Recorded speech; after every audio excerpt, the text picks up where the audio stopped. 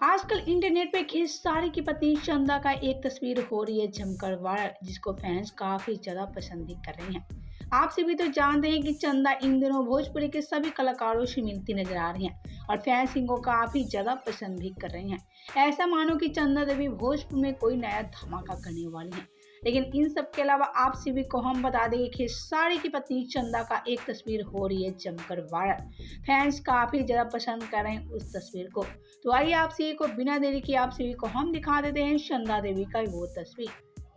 तो दोस्तों आप सभी को हम बता दें कि ये रहा चंदा देवी का वो तस्वीर। चंदा देवी काफी मॉडर्न लुक में नजर आ रही हैं। चंदा देवी वाला एक खूबसूरत भी लग रही हैं और अपनी खूबसूरत अदाओं से फैंस को दीवानी बनाती जा रही हैं। आप सभी को हम बता दें कि पहले से आज खेसारी की पत्नी चंदा देवी काफी बदल चुकी है। पहले की तस्वीर और आज की तस्वीर में काफी जरा अंतर हो गया है। खेसारी की पत्नी चंदा देवी आज पूरी तरह से मॉडर्न लुक में नजर आने लगी है और वहीं खेसारी की पत्नी चंदा देवी आजकल काफी ज्यादा लाइमलाइट में आने लगी है।